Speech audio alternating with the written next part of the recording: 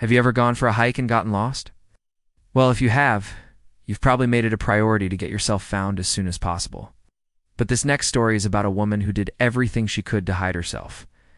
She even went as far as covering up her own tracks. So what was she hiding? And why did she want to be found only to disappear again shortly after? This is the story of a mysterious woman who vanished into thin air. This woman was a 23-year-old university student named Lauren Spire. She was a healthy young woman with no history of mental illness or suicidal thoughts. So when she didn't return from a hike, her family knew something was wrong. Lauren had gone for a day trip to Hojabucu Canyon in Romania. The hike was a popular one with plenty of tourists visiting every year. And although it was challenging, Lauren was up for it. Lauren was an experienced hiker, and she had all the supplies she needed. She had food, water, a map, and a compass. So why did she need to call for help? It wasn't long into the hike that Lauren realized she was in trouble. She had taken a wrong turn somewhere along the path, and now she could unfind her way back out. She tried retracing her steps, but the more she walked, the deeper into the forest she got. Soon enough, she began to panic.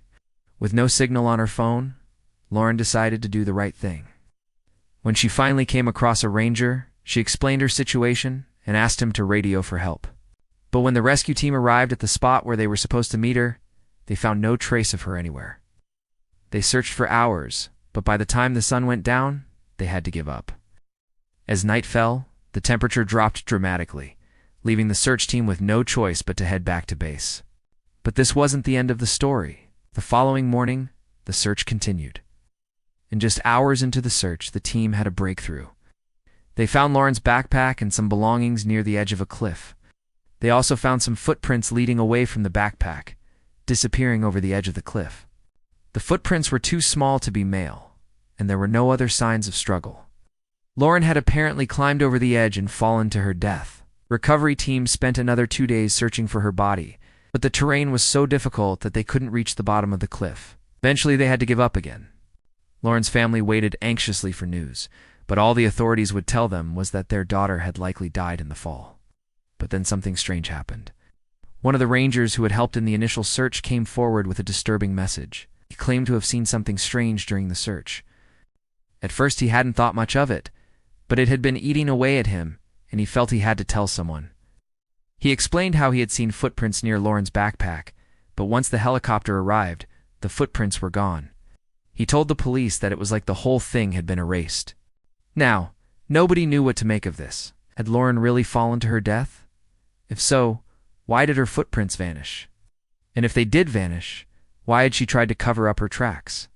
The police were stumped, and so were Lauren's parents. But Lauren's dad refused to give up. He hired his own team to search the area, and they soon found something incredible. Hidden in the rocks, near where the backpack had been found, was a small piece of paper. On the paper was a melody written in musical notes. It looked like a lullaby. The recovery team had been so focused on finding Lauren's body that they hadn't noticed this tiny detail. But her dad knew this song. It was the same melody his daughter used to sing to their dog. And it wasn't just any dog. It was the same dog Lauren had left behind when she went missing. When the police finally combed through the area again, they found the rest of the pages. There were 3 pages in total, and the last page had a message written on it. It said, "I love you. Don't look for me."